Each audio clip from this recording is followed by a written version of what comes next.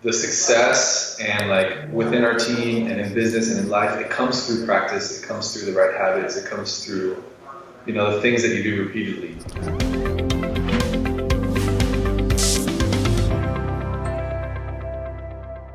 Hey guys and gals, Trevor here with Carrot, and I've got an awesome guest with me today. I love the shirt you're wearing, by the way. Thanks, man. Look at that. So it says, "When I flip that," I can't even. When I flip, you flip. I love it. It's like the song. I love it. Yeah. Love it. So Raul and I had a chance to chat 3, 4, 5 months ago. A mutual friend and client of mine introduced me, and one thing I'm always really, really impressed about, and I just love bringing people on like Raul, who I'm going to introduce him here in a second. But I love bringing on people like Raul because I love story. I love figuring out how did people start, what were the mindset shifts they had to make. And Raul's got an amazing business. He's 10 plus team members. They're doing bunches of deals. He's a young guy. And I always love to kind of pull that apart and pick that apart to go, okay, how did you break through those limiting beliefs and those mental barriers as someone who is pretty darn young that built a business way bigger than most investors build a business? And we'll talk about life and what makes you tick. But I want to introduce on Raul Bolufe onto this call from Miami, Florida. And he's crushing it in real estate. We're going to dig into this story a little bit. But welcome on the CarrotCast, man. Awesome. Thank you, man. Thank you for having me. Dude, so before we dive in, I want to add some context for people here. Then we're going to dig into what's working right now in your market. What is working for you in your business? But who are you? What is your business? Where are you guys at? Give me context for what your business size is, things like that. And then the last question in there is, what's your home life look like? Are you married? Are you single? Kids? No kids? That kind of thing. Right. Cool, man. Well, yeah. So this isn't a Bitcoin podcast. We'll do Bitcoin. Second half of this call is the Bitcoin podcast. If it were 6 months ago, everything was Bitcoin. No, 6 12 months ago. Right? That's right. So my name is Raul Bolufe from South Florida. You mentioned like young, whatever. So I'm 25 years old. Been doing real estate for about 4.5 years. And it was just kind of interesting. I went to school. I started school, wanted to be a doctor, wanted to be a surgeon. And like 88% of students who start college, that didn't work out after doing a couple chemistry classes. So then I changed to economics, and I always kind of like found business interesting, My dad ran a car dealership, so I kind of was around it my whole life.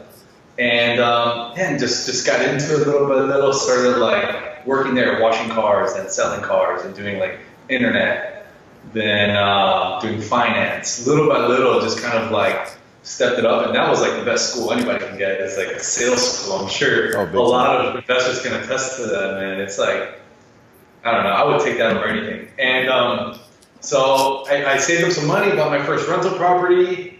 And after that, I was like, man, I got to learn how to do more of this. And that's when I found some podcasts, like the Sean Terry podcast and all that, and got going. And that's where we are today. So what's your business doing right now? Are you mainly flipping, you're wholesaling, kind of mix of both? What's your model? Wholesale is like 95% of our business. Okay. Straight wholesale, we'll fix and flip a couple a year. It kind of like if we have to. Deal by deal basis thing. Sweet. Are you just in Miami, or are you stretching outside of other markets? Recently, as of 3 months, we started stretching outside. We've gone into like Jacksonville, Tampa. We're doing some in like Ocala, Gainesville, so North and Central Florida. Yeah. Okay. Yeah. Sweet. And we're gonna get into the team building part of it in a little bit. So we started that convo before. I'm like, we're gonna get into this. Let's do it on the call because we're going through a big team building phase here at Carrot. We're over 20 employees now, and we're gonna be adding more people. You've got a great sized team, and there's struggles that you go through building a team. So we're gonna talk about some of that. But so you're mainly wholesaling, doing a little bit of flipping, mainly in Miami, but you're branching out a little bit more.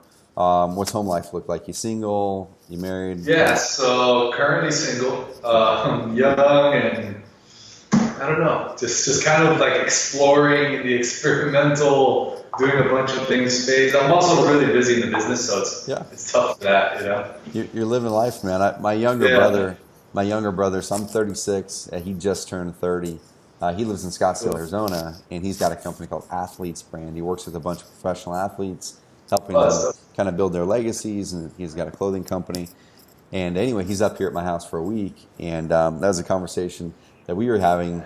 yeah, just recently too, is he's just been hustling the last 4 or 5, 6 years growing his company. That's Yeah. awesome. Like, I love it because when you have that ability to grow a company, you have that momentum to do it, Right. do that and focus on it. And I think the timing will be right whenever it's right, for all the other Yeah. stuff. So No, and another thing is like I took advice from like all the older guys who I've talked to that are successful, and not that it's bad to get married or be committed or anything, but they're saying like if you can live with yourself, not committed, not married, and grow your business, like at this age is a time to really do it. Yep. And like, take advantage of that, because once you have kids and a wife and family, all this stuff, it really does. Not that it limits you, but you have more responsibilities to kind of get to. yeah.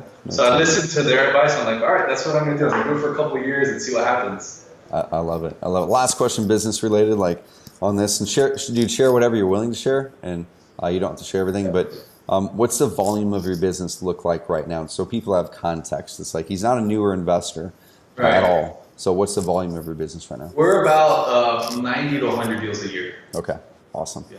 Dude, I love it. So a couple questions I want to unpack here, and what I want people to leave this call with is there's 3 things. I want to understand how you got so much momentum so fast in a really competitive market. Number 2, what I want to unpack is what you're doing for your marketing to pull in those 100 deals a year. I'm on one of your CRI sites right now, and I see you're obviously using the internet, but you're definitely doing other stuff. So we'll kind of unpack that. Number 3 is the team building side of it, and I want to unpack that later in the call. What were your first hires? That's the fun one. Yeah, exactly. What struggles you've had, things like that. So, so just getting going with your company, I know you're 4 or 5 years into it. What were the biggest struggles you had in that first year, when you were starting? And also, what did you have any breakthroughs that first year that kind of got momentum for year 2? First year. So the first year, how I built momentum. Man, I guess like the naivety of being young kind of helped. I know it's like I know it's probably not the answer people want to hear, but I think anyone can adopt that mindset if they really want to. Yeah. Just kind of like, I knew it worked. It took me a couple months to do a deal. It took me 3 months to do a deal. I found like a local mentor, and I borrowed some money. I didn't have any more money after buying that apartment. I borrowed some money. He taught me just enough to do one deal. Right? It took me 3 months, and that's all my little brain needed to like keep going. I was just like, okay, I did one. Pretty sure I could do more, and let me just go full force. Like, what do I have to lose? Pretty much. I was like, that's kind of how I gained momentum. All I needed to gain momentum was that one deal. It's really all I needed. And to like listen to other people doing deals, I'm like, all right, if they can do it, I think I can do it. And then like I just did 1, and then I did 2, and then I did 5, and then I'm like, okay, this is it. Like I can do this. I don't know. I don't get like so intricate on the philosophy. Like I know it, like theoretically, but yeah. Dude, there's something I heard this phrase probably 5 or 6 years ago, and I probably heard it way before that. I just never internalized it because the timing wasn't right. And it was the words limiting beliefs, right? Like we've all heard of that, limiting beliefs, but I didn't really internalize it until 5 or 6 years ago on what it meant and how I could really use that to unlock my life and my businesses. And what you're talking about there is you removed the limiting beliefs. And I think we all have these limiting beliefs that hold us back in one way, shape, or form in our lives. And one of the biggest ways that I've found to get through those is, number 1, if it's, hey, I can't do a deal in Miami, or how do I get my first deal done, or this doesn't work, or online marketing, it doesn't really actually work. I'm going to give this a try or whatever. The first thing I like to do is go, okay, has anyone ever in history ever done what I'm trying to do? That's kind of similar to me. And the answer to obviously flipping houses, wholesaling houses is 100% yes. So the first thing is, okay, this works. There's no doubt that it works. Like there's not I'm going to try to flip houses or wholesale houses to see if it works. It's I know it works. The next question is, what do I need to do to make it work? And then the second limiting belief that oftentimes picks up for people is then the methodologies, the marketing, the things like that. Anytime people put the word try in there, it's a limiting belief that they're putting in there because they're going, well, I'm not sure if this is going to work. But same thing going back, has this ever worked for anybody? If it has, the answer is that it can work for you if you work it hard enough, if you keep moving forward, if you do the right actions, and you completely remove those limiting beliefs. One of them is being young. I had that one early on, but you removed it pretty early on, which is awesome. Right. Yeah. I love So that was pretty fun. it.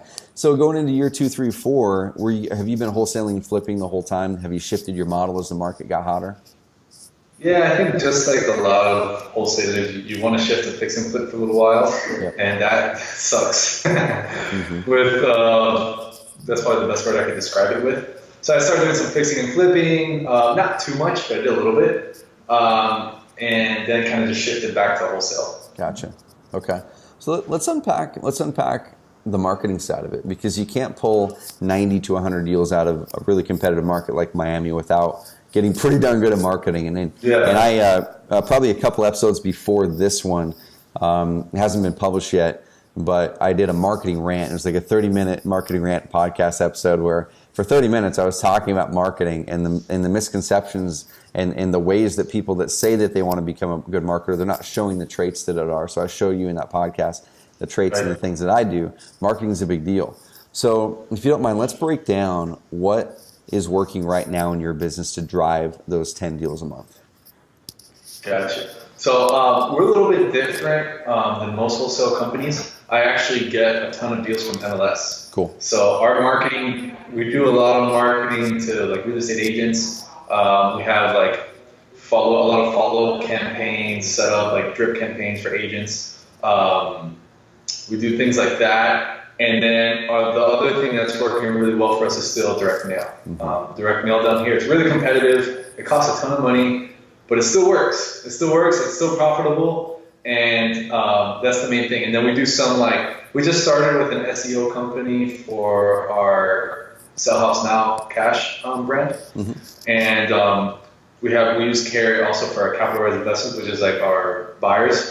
And we get a ton of leads on that, just like almost organically. And it's pretty crazy on the capital raise. If you check it out there, I don't know what we're at right now, but last time I checked, I think we get about a lead a day, buyer leads for that. I love it. What are you guys doing for those buyer leads? What are you guys doing for those buyer leads right now? Dude, to be honest, it's just a CRI Site, and I kept uploading. So it's the CRI Site. I kept uploading the content packages, and also I have a VA that puts every property we get with pictures and information. And that's pretty much it. And then we post pictures and little videos on it. And I wish there was more I can say, but that's really it. And we get about like a lead a day, I think. Yeah. I love it. And also we have like the Instagrams and the Facebooks that probably help a little bit, but nothing too crazy. Yeah, dude, I'm looking at your lead manager right now in CRI for the capitalized investments, and there's one 19 hours ago, 2 days ago, 2 days ago, 3 days, 3 days, 6, 7, 7, 8, and the lead source on them, Google search, direct, which who knows where that came from? You never know where the ones that say direct came from. They're all Google search. So yeah, somehow when you guys are posting, you guys are ranking high, and that's a good tip though that you mentioned that your team is, which we're going to get into team and team building here in a bit, but your team is posting your properties, and that's a big deal. Like a lot of people think that I should only use the property listing tool in Carrot just in case if I need to sell a house, but it's really good for the organic search stuff, because when you're building out the content portfolio on your website, your property listings are a part of that. So even if you sold the darn house, have someone on your team put it up there and just mark sold. Just mark sold on it. It's a big deal. That's what we do. I think like once a month they'll go in there and mark all the ones that sold and like mark it there. And but like to be honest, it's very minimal effort and a lot of return. Because I guess I've learned a lot about like how the CRI sites work and hearing your podcast and all that. Whatever it is, it works really well. At least for the buyers. Like I think if you just upload the content sites, maybe like optimize a little bit. I think your team helped me optimize a little bit with like keywords or little things like that. And man, I get like a lead a day, and we sold a ton of properties from like people that have signed up from the CRI site. Some of my best buyers actually. I love it, man. And there's a couple things. So while we're looking at this site here, there's some things that you guys have done that many other people don't. I mean, we'll see a lot of people who don't really do anything to their cash buyer CRI site, and the way that it's set up, it converts. But to really crack through the clutter and do a great job, you need to customize it and build in like what's special about you guys, Right. And so there's a bunch of stuff you guys did. You updated some of your copy and content. You added pictures like, hey, here's Raul with his team. Here's pictures in their office. Here's a video of Raul that talks about their social mission. And dude, why don't we talk about that a little bit? What are you guys looking to do with your company other than just flipping houses? Yeah, I love it. So we understand that like our model is a little untraditional in the sense of like we deal with a lot of real estate agents and brokers and stuff. So, and we're in the team building phase. So, one of our goals there is to have at least 3 people on our team making over 6 figures. That's like a big social mission, and it actually has helped us attract very good team members. My last 2 hires came from people that saw me on YouTube and kind of came across my website and stuff. Cool. Which is pretty cool. And I really only get a couple hundred views. It's not much, but all you need is that one good person to see it. So that's pretty cool. I also have one of the things on my social mission to make a real estate agent $1,000 a day. Cool. So I want to make $365,000 or whatever leap year. I don't know if it is $365,000 for real estate agents this year. I want 100,000 people. I want to reach 100,000 people this year to kind of like give them a good idea of what real estate investing is. I think like a lot of wholesalers or people who are successful in this business, they have like a little passion, whether they like teaching or not. They have like a small passion to teach people like what it's really like, because there's a lot of online information, a lot of it really good and a lot of it not so good. Yep. So I feel like it's kind of up to us to show people what it's really like to maintain a good status in this industry, you know? Mm-hmm. Dude, so why, I want to unpack this a little bit, because as you know, with Carrot, both Raul and everyone listening or watching this, with Carrot, we're big on mission. We're big on purpose, both in life and business. And it pumps me up when I see companies, especially ones that we're working with, doing similar things where you have more of a mission than just how many leads or deals am I going to turn this month. So when did you introduce more of that mission into your company? Was that from day one? Did it materialize over the years? How did that work? Yeah, over the years, because from day one was kind of just me. Mm-hmm. Then after about a year, I brought on my cousin and a really close friend. Probably after year 2, I would say, is when I started after year 2, maybe year 3, because I figured once I hired an assistant and hired a property manager, runner. When I started hiring people and realizing that there's more things, I didn't know what it was at the time because I hadn't read about it. Now I've read a ton of books, so I can tell you like intellectually, but I knew that there was something a little bit bigger on why people were working with me or why people work with companies. I just knew that, all right, there's no way that this guy can accept this amount of money and do like all these things unless there's something more. Yep. I just knew something. And then, so probably after like year 2, year 3, when I had a team of like 3 or 4 people, I'm like, okay, maybe we should like start telling them what we really want to accomplish here. Maybe we should start voicing our vision, voicing like why we do this stuff. And then that's when I fell down the rabbit hole of like researching all this and reading and all this stuff. Dude, and that stuff for me is really, really fun and exciting, because I know as an entrepreneur, there's like a few stages that we go through, right? Where at the starting stage, we either have our back against the wall and we need to build income, or there's some sort of like chip on our shoulder that we want to prove something. Those are probably the 2 most common reasons or things that motivate us at the very first initial stages. I think there's the exception where the person launches that company with mission in mind from the very get-go.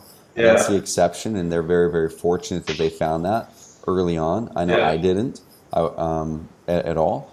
But once you get your back off against the wall, then you start to have to find new ways and reasons. Coming up to work every day, excites you. And I know for me in my previous company, I've told the story a million times, we made enough money to where I wasn't thinking about money anymore.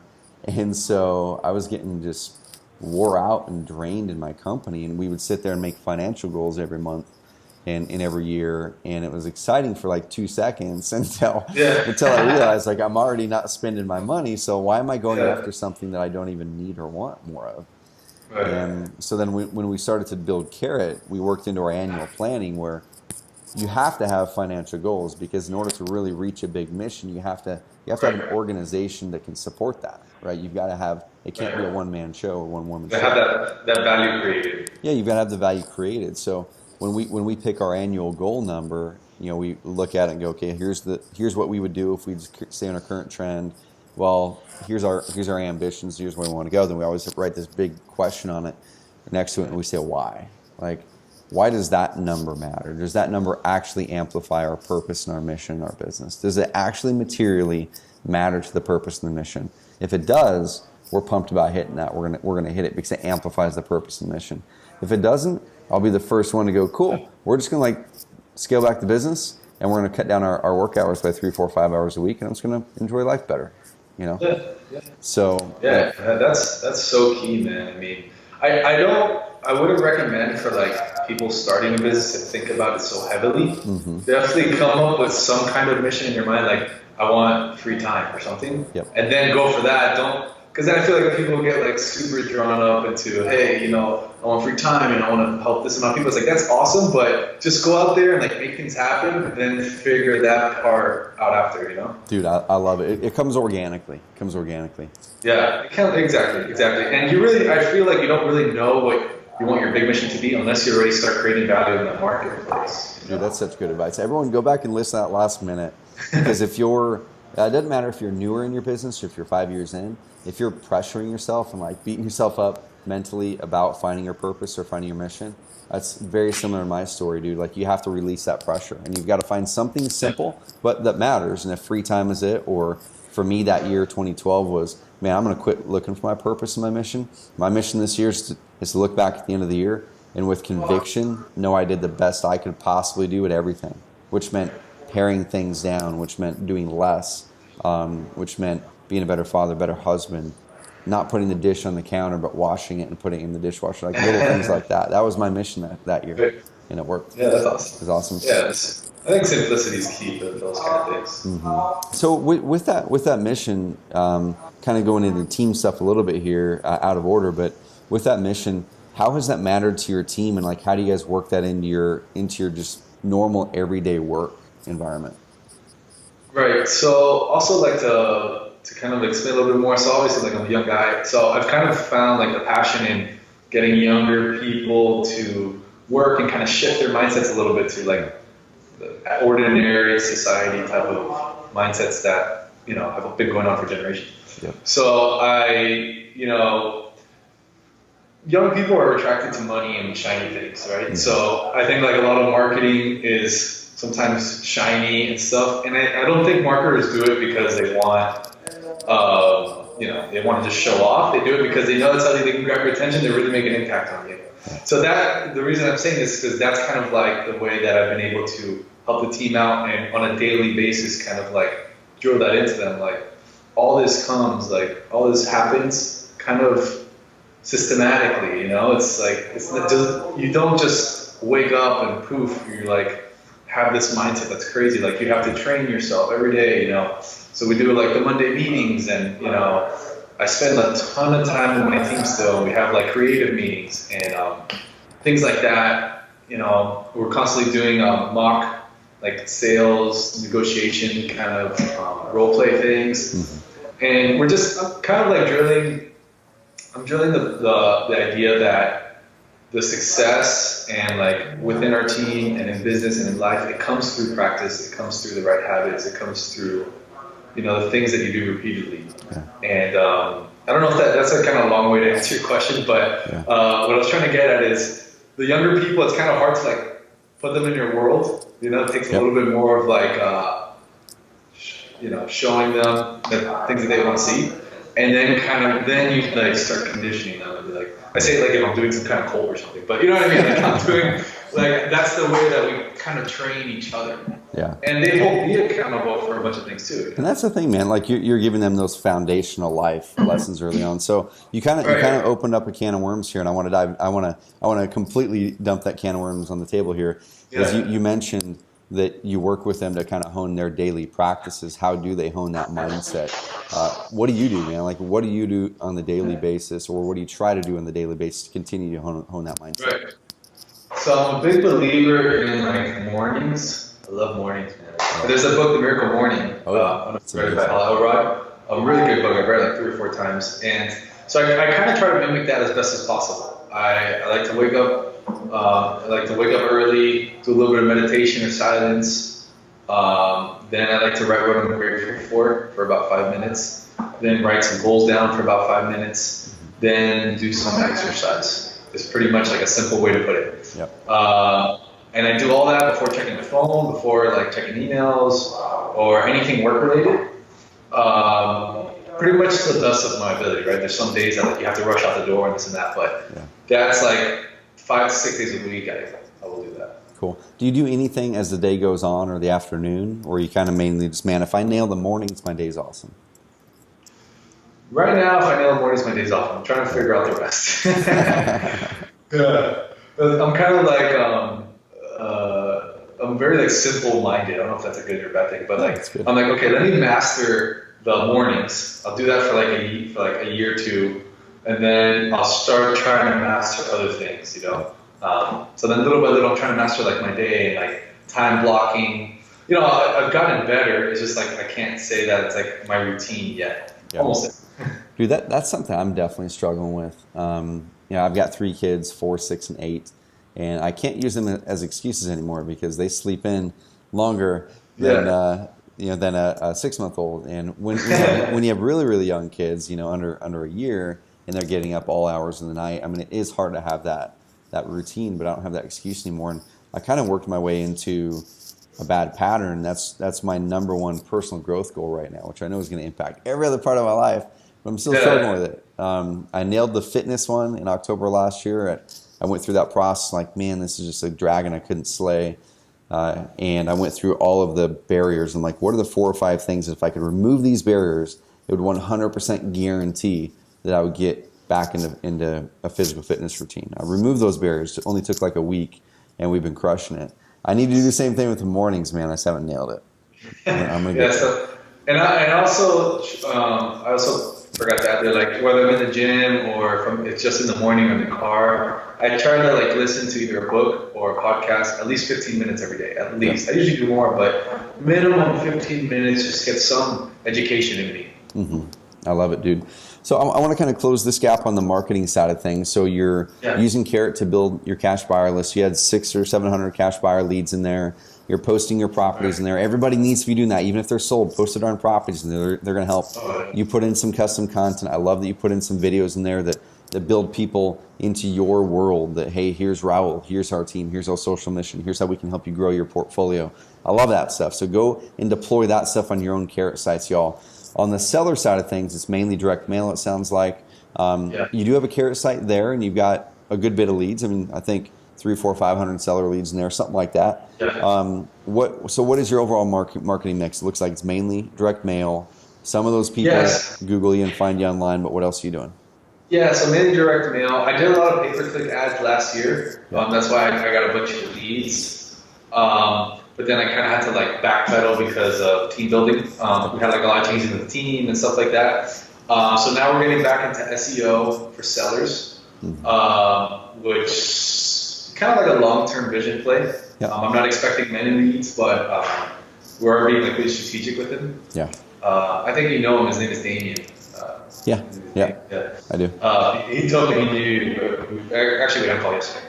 Cool. But anyway, so I'm working with him to do some SEO, and we recently hired some VAs to do cold calling about 2 weeks ago. So I don't have a lot of like numbers or much data there, but it seems to be like that's a really good source. You know, I'm involved in mastermind, so you hear that like cold calling is never going to go out of style. I don't know why it stopped for so many years. It's it's one of those things that's like right under all of our noses. Like everyone has a phone. Everyone usually answers at least once, and you know if you can get in front of enough people. So that's like most of our marketing, and I think for mail we're sending somewhere around 33,000 pieces a month, something like that. Cool. I love it, man. And I'm looking in your Carrot lead manager. You got a seller lead 18 hours ago. Google search. Another one a couple days ago. Google search, and that's the thing. It's like you were talking. SEO is a long-term play. It's not right for everybody. We have a lot of people using Carrot that are like, man, I'm just a pay-per-click guy, and I'm just going to straight up do pay-per-click. I don't care about SEO. A client of ours, the largest home buyer in Oklahoma, they do all offline marketing. and they had a website and all that stuff. And then once they moved over to Carrot, used our concierge program to really dial in their site, man, it's like their online leads more than doubled, and their close ratio increased too because of the web performance, which is really, really cool. Yeah. So the good thing is, dude, online leads are the best. Mm-hmm. Online leads are great, usually, but you have to answer them really quickly, like within 5 minutes. If you don't answer the online lead within 5 minutes, I don't know if that's a real stat, but it's something I've kind of analyzed. If you don't answer them within 5 minutes, there's like a huge chance, there's like a huge gap there that you probably will never talk to them again or something. Oh, it's totally true, man. Because if you think about the psychology and the way that person's searching versus, let's say, a billboard lead or direct mail. I mean, the person's going to likely have other direct mail pieces on the stack. But with online, the person's in the act of proactively searching at that point, and they're probably going to fill out a couple sites. If they're doing a Google search that's "Sell My House Fast in Miami" or something like that. And when I was talking with RJ Bates, a client of ours in Dallas, and they buy a bunch of 100 plus properties in Dallas, and they're in 5 or 6 other markets too. He's like, dude, he goes, same thing. Online leads are the best, are our highest margin. Oftentimes they're the most motivated. It's because they're searching and seeking out a solution rather than a solution popping in their mailbox. But he's like, dude, we call them immediately. He's like, if we answer all phone call leads live from the internet, and every opt-in, he gets them personally. I'm not saying everybody should do this, but he's like, he gets them personally because he knows they're the best deals. When he's driving, he gets the Carrot notification. He taps the phone number, calls them within like a minute or two. And before they have a chance to fill out other sites possibly. Yeah, no, if I do PPC again, which we plan to like by the end of the year, I probably will take some personal because it's just like, until we're profitable in it, I probably would do it myself because they're just that hot. And, not that I'm really like much better than anybody, but I'll care about it so much because it comes out of my pocket, That's right.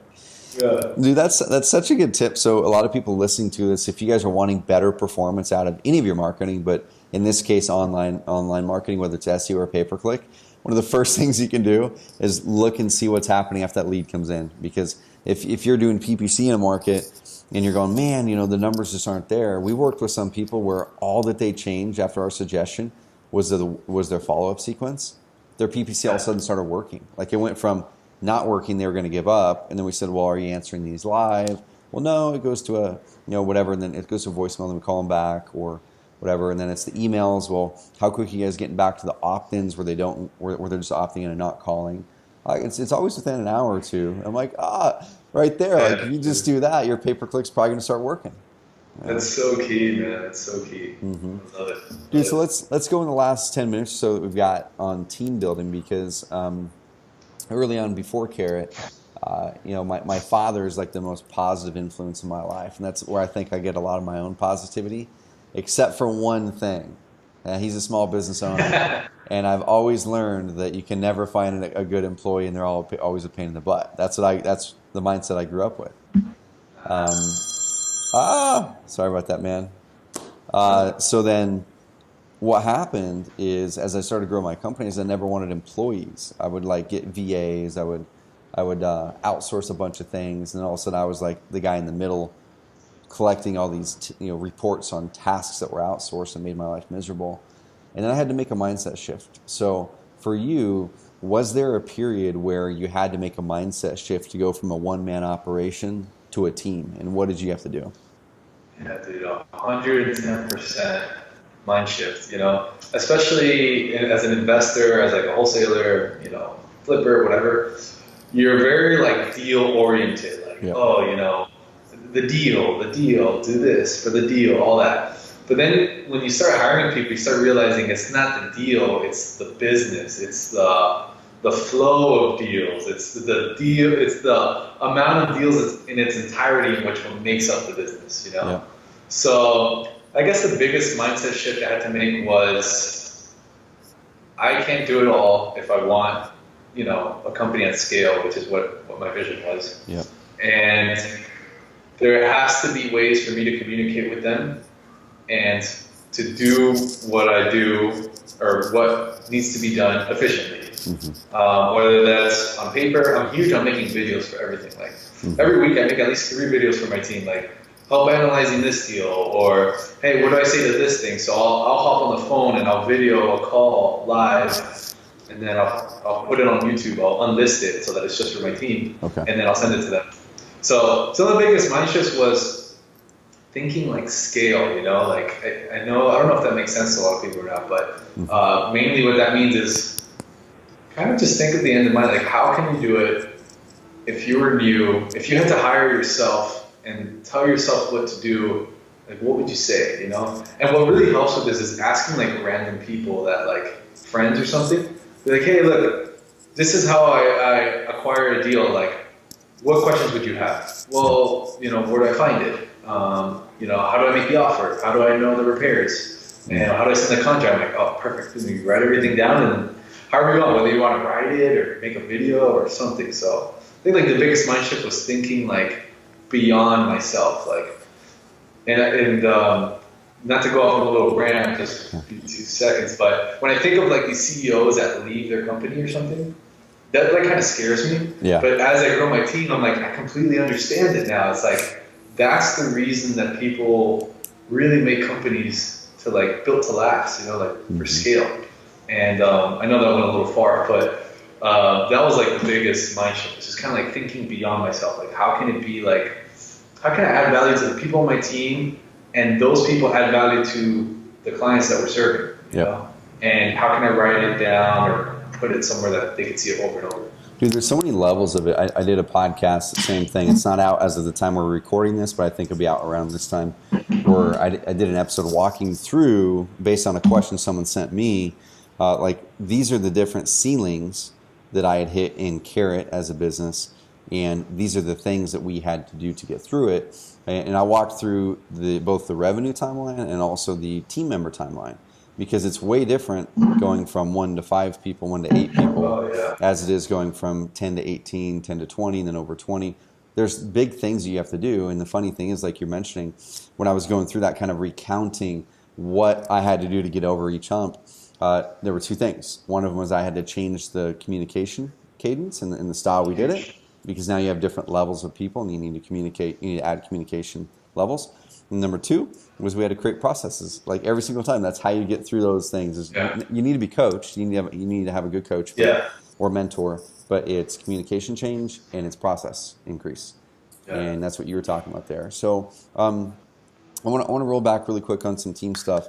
Is you were talking about you see entrepreneurs sometimes leaving their company to have someone else step in, and that was something, honestly, when I started my company, Carrot and other ones in the past too. I think. Like there's this dream that often we entrepreneurs have, that's the freedom, flexibility. We want to grow our finances and hopefully someday make an impact. And those 4 things, I've really been convicted that they're pretty common around most entrepreneurs. We become an entrepreneur because we want freedom, flexibility. We want to grow those finances and make an impact. And I think a lot of people, they go, well, I want to build a business to where freedom for me means I work my way out of my business, or freedom for me means I can just go do anything I want to do. And I think that's awesome. I'm going to give people a little twist here. I think you should grow your business in a way to where you could step away from your business for an extended period of time and it would grow without you, and it would be amazing. Now, would it be missing a valuable asset? Totally. But if you do the right things and get the right people in place, it's going to be an amazing business without you too.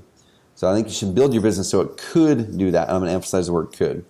But it should give you the flexibility to do what is within your unique abilities in your business, so you can really amplify that and really truly do the work that you love to do. And for me, I have no plans on, like, I don't want to not work in Carrot anytime soon, but I want to build the company to where it can run without me, even though I'm still here.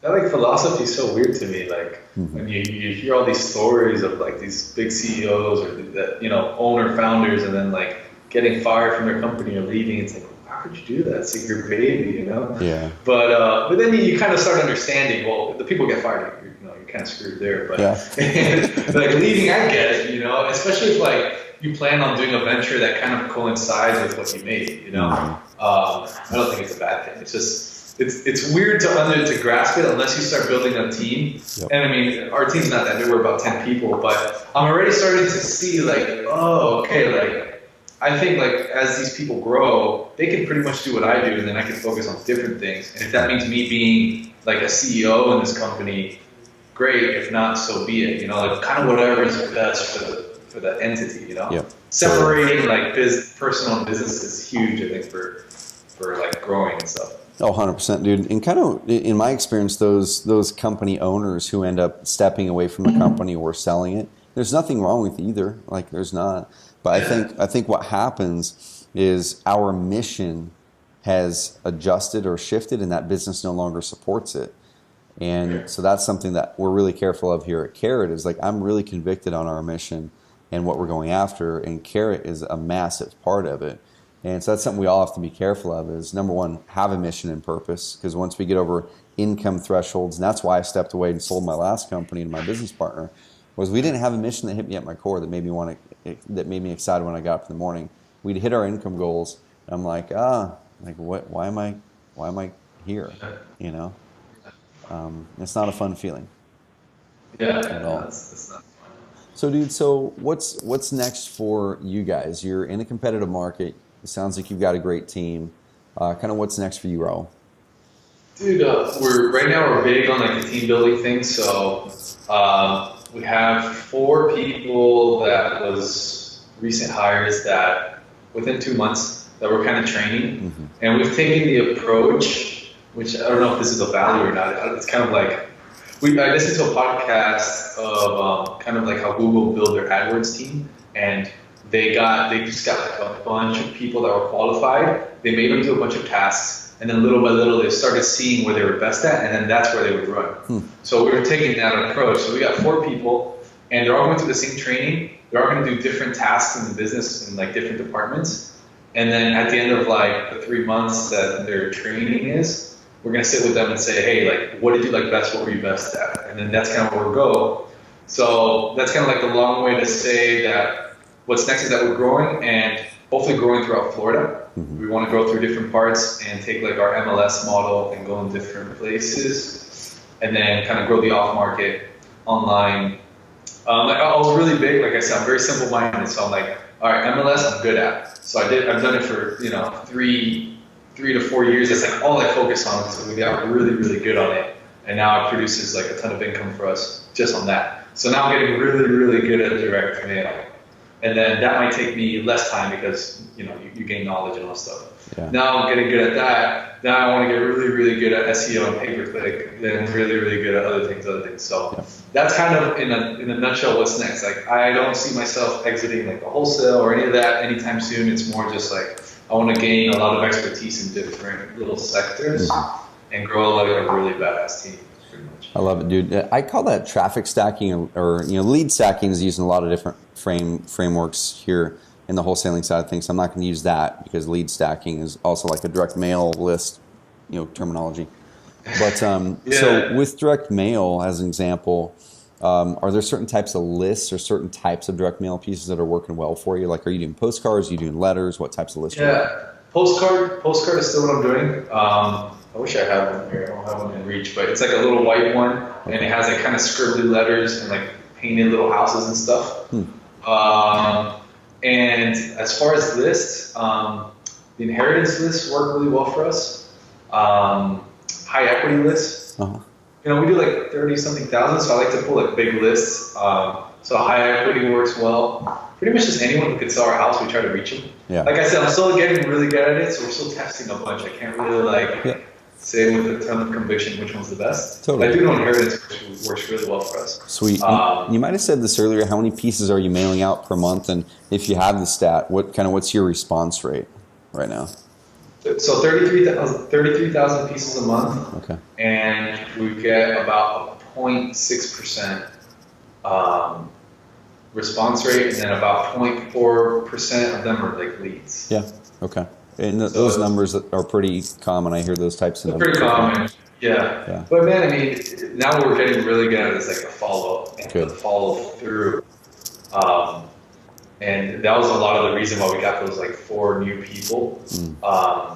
Because if one's gone or one drops out or something, we have 3 others that are trained to do that. It's like that. No lead gets an answer. No lead does not get an offer. No lead is completely serviced until the very end. That's so key on off market. I call it off market because I'm so used to on market stuff. Yeah. That's so key on off market. What I've seen is follow through. It doesn't have to be perfect. Done is the new perfect. That's like one of my favorite quotes. Done is the new perfect. It doesn't have to be perfect. Just get on the phone with them and, just say what you know. Like, try to service them. Obviously, if you get trained at sales and trained at real estate education, your conversion is a lot higher. But even if you're not, this shouldn't stop you from getting on the phone or getting your team on the phone and following up with these people. Dude, it's so interesting, and this is kind of my last comment, and then we'll wrap this in a nice bow, is the follow-up side is so big. Like, in a competitive market, so many people are always trying to get more people in the front end, and a lot of the gold is on the back end. Here's a really good example, actually, in your backyard. This is probably 2 years ago, me and Alex Pardo, who we were working together on some stuff, and I was trying to prove that PPC would work in his market because he put money in there. He's like, man, we got some leads, but they're all over the place. And I'm just like, I know it works everywhere. And so I put up the money, and I was running traffic in his market. We're good friends. So everyone who's listening to this, I don't just do this for everybody. Like, Alex and I go way back, almost a decade. And I'm like, all right, let's figure out some sort of profit share on these deals, whatever. So I put in X amount of money. We got some leads, but nothing turned into a deal. I had to cut my money off because I didn't have enough profit share percentage in there to make it work for me to put more money in. So I'm like, that sucked. I get a text from Alex a month ago, and Alex says, "What's your wire information?" And I'm like, "What?" And he goes, "Let's hop on a call." So we talk, and one of those leads that came in 18 months ago finally closed into a deal because of their follow-up, because they'd been calling, texting, whatever they're doing, and that one originally went under contract 2 years ago. It fell out of contract. The person went dark. And then with their follow-up processes, the timing just became right for that person, and it ended up being a great deal. And we got our money back plus some good profits. Follow-up, man. Follow-up is key. And you hit the nail on the head. Dude, it's so key, especially in a competitive. I mean, I think in any market works, but especially in a competitive market, and like strategic follow-up is. I mean, that's obviously like another little can of worms there. But follow-up, just do it. And then once you start getting better, you start like seeing what responses you get with your follow-up, then get a little more strategic with it. Maybe not so many calls, maybe throw in some text, maybe throw in a voicemail blast, maybe throw in a handwritten letter or a thank you card. There's so many things. Just like make that a priority in a business. That's so key, especially in this business. One last question for you. Is there a follow-up process that, like a cadence actually, that is working for you guys? Like, do you guys follow up X amount of days or months after that initial lead falls flat? Kind of what's your cadence? For the mail, you're saying? Any leads that come in, let's say it doesn't close into a deal, they go into your follow-up sequence. What does that look like? Do they get the first follow-up in a month or 2 months or 6 months, or kind of how's that look? Right. Well, we use a very similar follow-up process to the one that like John Martinez teaches. I'm sure a lot of people at this point have heard of him. But depending on like the status of the lead, like warm, hot, cold, there's like a different process. But yeah, if it doesn't turn into a deal, depending what it is, they usually get followed up within that week. Okay. Then if it's like really cold, maybe it's once a month. If it's warm, it's probably like 3 to 4 times a month. And then we add notes in the system, so it's like, hey, they're warm. Our sequence is twice a month, but I think we should call them 4 times this month, and then we set the tasks and stuff. So I guess to answer your question, it depends, but overall, like hit them. If it's hot, we try to hit them every day until there's an appointment or deal. And then if they fall into a warm category, it's usually like 3 to 4 times a month. And then if it's cold, it's probably like once a month. Cool. In different mediums. It's not only phone calls. There's text, a voicemail, maybe like a postcard or something like that. I love it. Dude, I can talk to you all day long, picking through processes, mindset stuff, and I want to respect your time. I appreciate the heck out of you hopping on the Carrot Cast, and I know I appreciate your patience too. I know we had the schedule early on, and there's a little bit of a scheduling conflict or something. We made it happen though, dude, and I'm pumped about it. And I'm always excited seeing what entrepreneurs do, whether you're younger or on the older demographic, or it doesn't matter to me. Like, I'm so pumped to see people go out there and build businesses that matter, that hire people where you're building those people up, not just using them to grow your business, but you're growing them so they can help grow your business. I'm pumped about that. So, dude, you're way ahead of the curve. I wasn't doing what you're doing at 25. So I'm just pumped that you're in our Carrot ecosystem. You're inspiring me too. How can people follow you? Do you have an Instagram or anything like that they can follow you to kind of see what you're doing? Yeah, man. You can follow my personal Instagram. I put a ton of business stuff on there. Raul Bolufe, my name. Yep. Also, my YouTube channel. I'm always putting like tips and tricks of wholesale and fixing and flipping, and also kind of just like life and success things on there. And so my YouTube channel is also just Raul Bolufe. Website, capitalriseinvestments.com. And then my seller site is probably not that important, but sellhousenowcash.com. Yeah, you can just find me there, Facebook, all these mediums, man. I love it. Well, Raul, thank you for coming on to the Carrot Cast. Everybody go follow him, check out what he's doing, and be inspired by this story. Go out there and make your follow-up better. Go out there and build a team of people who are amazing and helping you grow your mission. Go out there and put materialize some sort of mission and purpose over the years and communicate that with your clients just like Raul does. So thanks, man. Have an amazing rest of the week. Everybody go check out the other episodes of the Carrot Cast at carrotcast.com and give this episode a rating and review. Tell Raul how things were and tell me as well. Thank you guys. Have an amazing week.